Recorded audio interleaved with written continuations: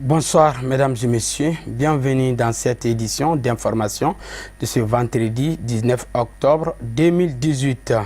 Direction la 2e région administrative du Mali, la cérémonie de remise des kits de démarrage aux 2400 jeunes du projet L'emploi des jeunes créer des opportunités ici au Mali a été officiellement lancé ce jeudi 18 octobre dans la salle de conférence du gouvernorat de la région de Koulikoro, placée sous la haute présidence du ministre de la Jeunesse, de l'Emploi et de la Construction citoyenne.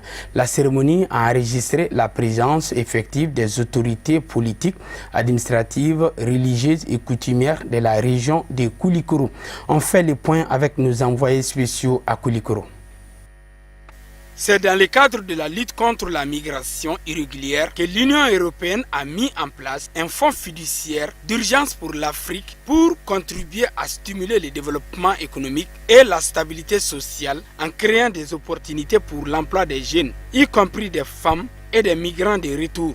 Je pense que c'est une bonne initiative parce que ça permet vraiment d'aider les jeunes, de retenir beaucoup de jeunes dans le pays ici. Ça permet aussi de diminuer, je ne dirais pas de stopper l'immigration, mais quand même ça va vraiment réduire le taux de l'immigration.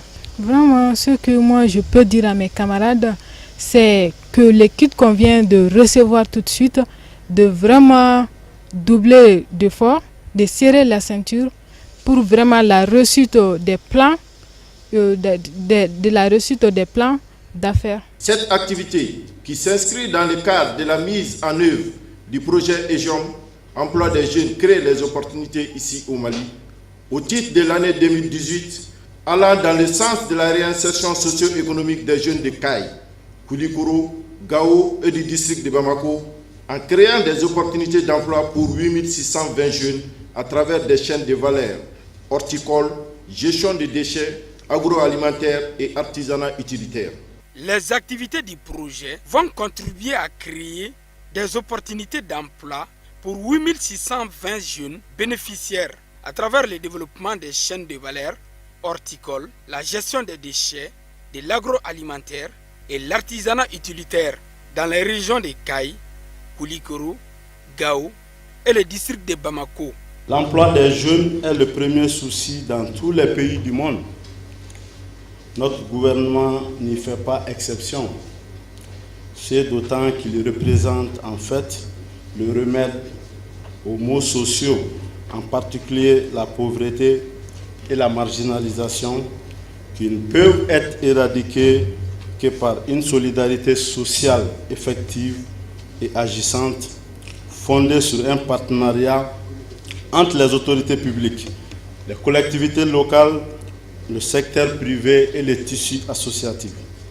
Et les jeunes du Mali, pour leur part, souhaitent l'émergence des conditions optimales à leur épanouissement et leur aptitude à prendre en charge les responsabilités. Je profite de cette occasion pour rappeler l'objectif principal du programme, qui est de contribuer au développement des opportunités économiques et à la stabilité sociale dans les régions de Kaï, Koulikoro, Gao et le district de Bamako. À cet effet, 8620 jeunes, dont 2586 femmes et 1293 migrants de retour, accèdent à l'auto-emploi ou l'emploi salarié dans les secteurs de l'horticulture, de la gestion des déchets, de l'agroalimentaire et de l'artisanat utilitaire. Dans sa logique d'intervention, le présent projet prévoit d'octroyer un kit de démarrage de 300 000 francs CFA à chaque jeune ayant bouclé le processus de formation. L'immigration clandestine est une préoccupation aujourd'hui. Une préoccupation. Et pour lutter contre cette immigration clandestine, il faut donner des raisons valables aux jeunes pour rester.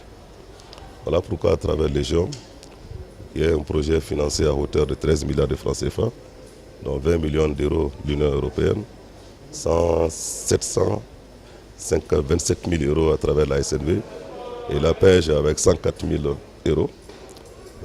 Ce projet va permettre aujourd'hui de financer, d'abord de former 8620 jeunes au CRE, comment créer son entreprise, au GERM, comment gérer son entreprise, et à accompagner également ces 8620 jeunes par des kits. La première phase, c'est 2400 jeunes qui viennent de recevoir tous ces kits après la formation. C'est des jeunes qui évoluent dans le secteur de l'horticulture, dans le secteur de la gestion des déchets, dans le secteur de l'agroalimentaire et dans le secteur de l'artisanat utilitaire. Et les jeunes qui géreront mieux cette première phase, puisqu'on accompagnera également 400 PME.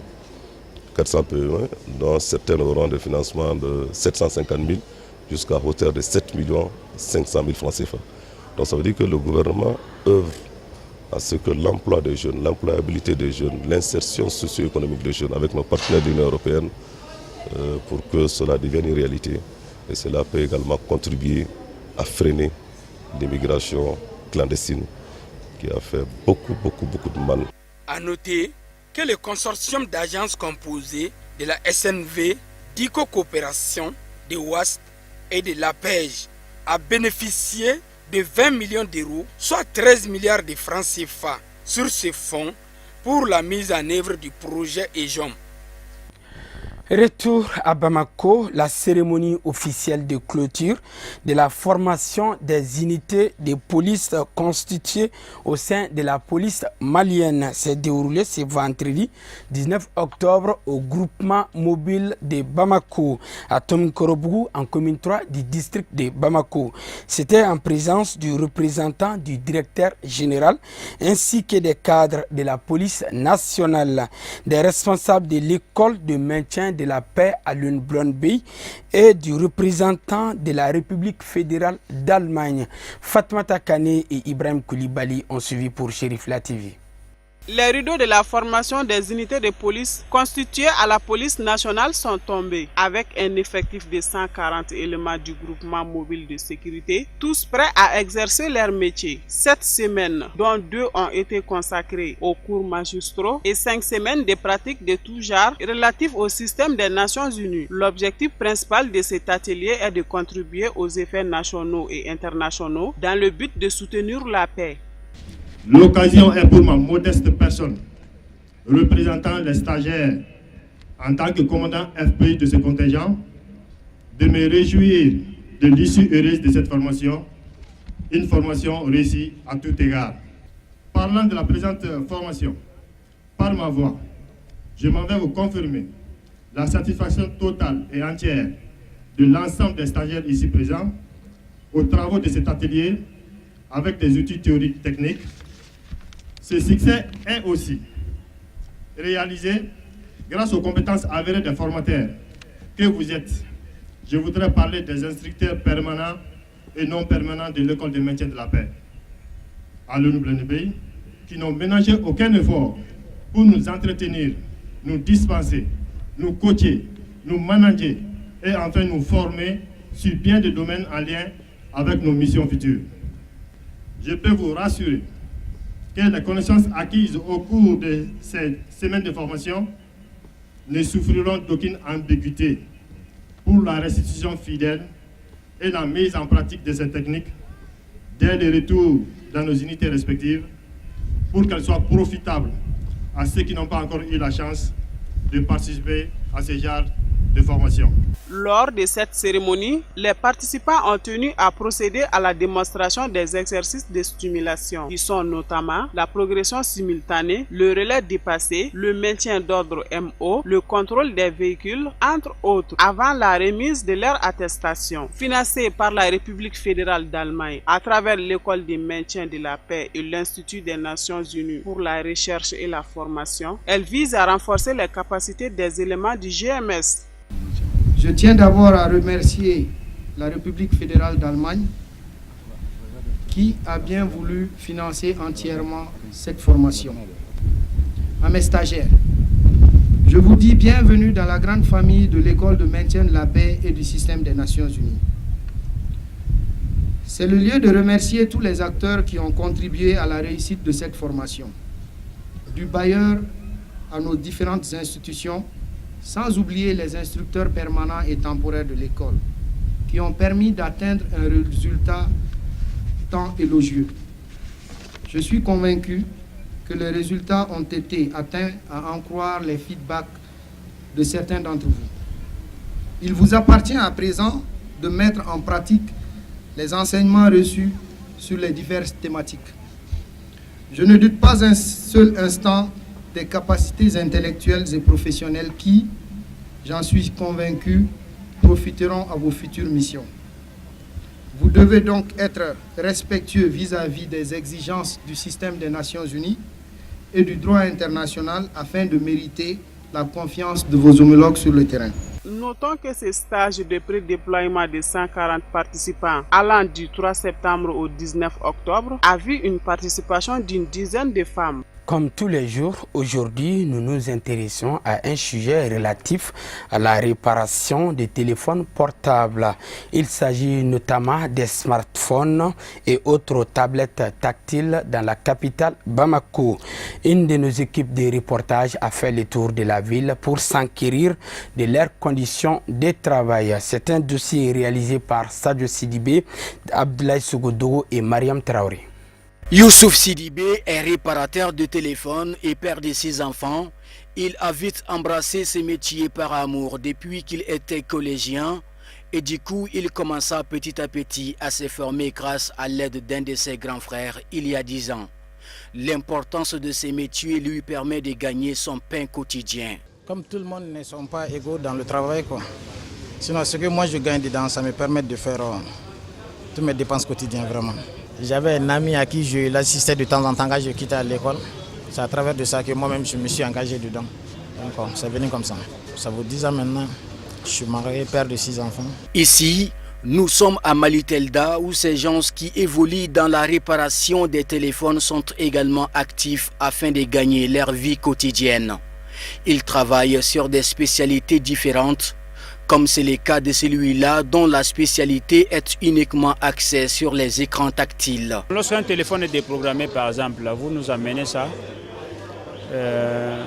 on flash. Sur le programme on flash et pour la réparation, quand c'est gâté, on repart. Il y en a qui viennent avec les téléphones, les écrans sont cassés, les afficheurs sont cassés, on change. Il y en a, les moteurs ne sont pas bons, on change. Il y en a, ça ne charge pas, on change. Il y en a, ça a d'autres défauts, on change. Je vis que de ça. Réparation, flashage, décodage, c'est ce que je fais. C'est ce que je sais faire.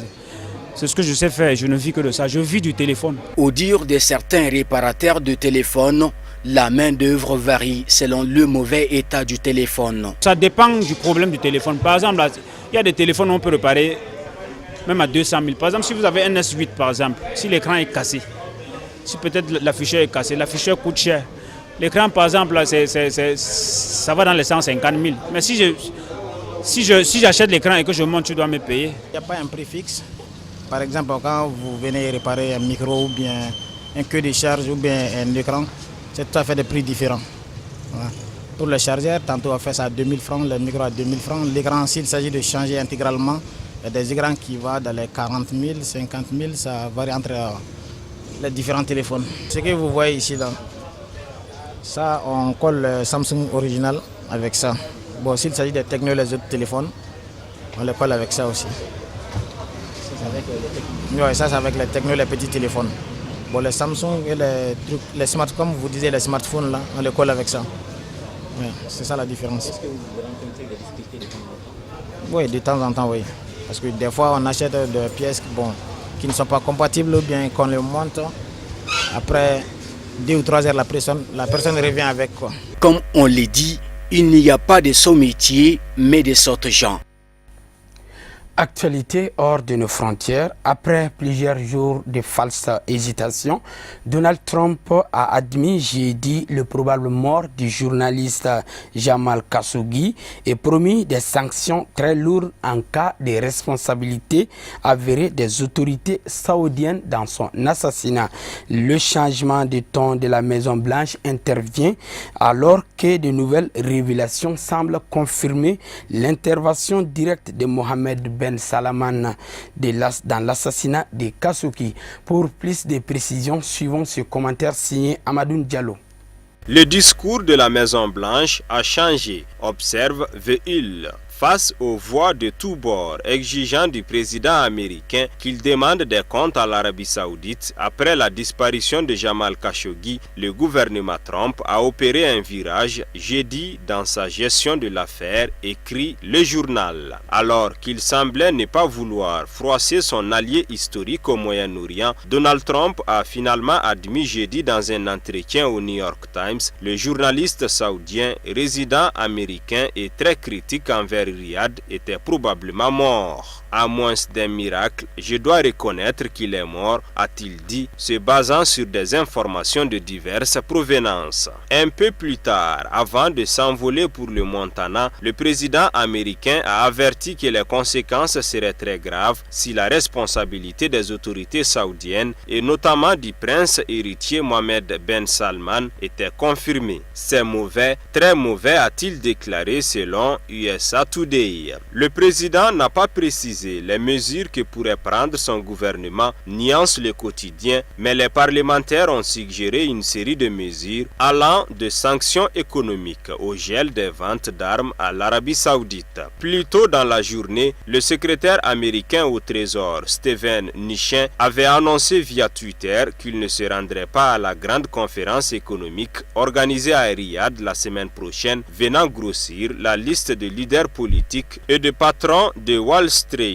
ayant renoncé à participer au Davos du désert, rapporte le Los Angeles Times. Le changement de ton de la Maison-Blanche intervient alors que de nouvelles révélations semblent confirmer l'intervention directe de Mohammed Ben Salman dans l'assassinat de Khashoggi. CNN cite ainsi une source turque affirmant que l'agent saoudienne Maher Abdul Aziz Moutreb, membre de la garde rapprochée de Mohammed Ben Salman, a eu un rôle clé dans la mort du journaliste. Voilà, nous restons toujours avec Amadou Diallo pour nous brosser l'actualité africaine et internationale en bref et en images. Le ministre des Affaires étrangères français était en Côte d'Ivoire ce 17 octobre pour une visite d'amitié et de travail. Jean-Yves Le Drian a débuté son séjour par la petite ville côtière de Jacquesville sur le site de la future Académie internationale de lutte contre le terrorisme qui a frappé le pays à Grand-Bassam en mars 2016. Le ministre français de l'Europe et des Affaires étrangères, Jean-Yves Le Drian, a ouvert son discours par un rappel des attentats à la station balnéaire de Grand-Bassam à l'est d'Abidjan. Revendiquée par Al-Qaïda au Maghreb islamique, cette attaque avait fait 19 morts, dont des Ivoiriens et des Français le 13 mars 2016. Jean-Yves Le Drian a donc insisté sur la nécessité de la future Académie internationale de lutte contre le terrorisme basée à Jacquesville, à l'ouest d'Abidjan, et qui renforcera la coopération entre son pays et la Côte d'Ivoire. Après la Côte d'Ivoire, Jean-Yves Le Drian est arrivé ce 18 octobre à Ouagadougou, au Burkina Faso. Le ministre des Affaires étrangères français n'y reste qu'une journée au cours de laquelle il s'entretiendra notamment avec le président burkinabé Roch Marc Christian Kaboré pour aborder entre autres les questions sécuritaires. Sa visite intervient une dizaine de jours après le premier raid aérien de la force militaire française Barkhane sur le territoire burkinabé et alors que la situation sécuritaire continue de se dégrader. Jean-Yves Le Drian apporte aussi plusieurs projets de développement à hauteur de 130 millions d'euros pour le nord et l'est du pays. Par ailleurs, 125 millions supplémentaires sont prévus dès 2019. Mais le chef de la diplomatie française parlera aussi du renforcement de la coopération militaire en termes notamment de formation, d'entraînement et d'équipement. L'opposant béninois Sébastien Ajavon et 3 autres prévenus ont été condamnés à 20 ans d'emprisonnement et 5 millions de francs CFA d'amende pour une affaire de trafic de drogue dans un verdict rendu à Porto Novo par la Cour de répression des infractions économiques et du terrorisme. Aucun des prévenus n'était présent à l'audience et un mandat d'arrêt international a été émis contre eux. L'opposant de son côté n'a jamais cessé de clamer son innocence et dénonce une affaire politique, un coup monté destiné à le faire tomber. Au Cameroun, le recours de Josia aussi rejeté par le Conseil constitutionnel. Le candidat du social-démocratique Front SDF, qui soutenait que l'élection n'a pas eu lieu dans les régions du nord-ouest et du sud-ouest, appelait à une annulation totale de la présidentielle du 7 octobre. Ce rejet a porté à 18 le nombre de recours retoqués devant cette juridiction au terme d'une audience de contentieux post-électoral marathon qui a duré plus de 72 heures. En Centrafrique, après plusieurs mois de tension au Parlement, une pétition pour la destitution du président de l'Assemblée nationale a été déposée ce 17 octobre. Au total, 95 députés de tous bords sur 140 demandent le départ de Abdul Karim Mekassoua, absent plusieurs mois pour raison de santé. La conférence des présidents doit se réunir ce 19 octobre au matin, décider de la recevabilité de la pétition. Le président de l'Assemblée nationale est aussi le député du 3e arrondissement de Bangui, celui du quartier sensible PK5. Les observateurs s'inquiètent déjà des tensions que pourrait créer une telle procédure si elle était lancée officiellement.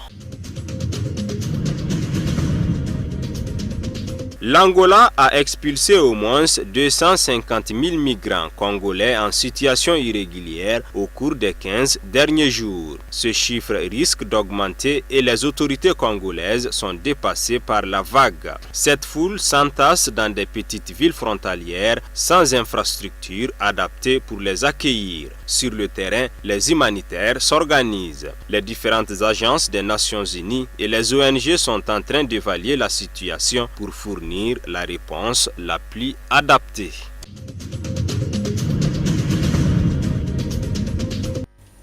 Voilà, c'est cette page de l'actualité internationale qui met fin à cette édition d'information qui a été préparée par l'ensemble de la rédaction. Merci de l'avoir suivi. Les programmes continuent sur Chérif La Télévision. Au revoir.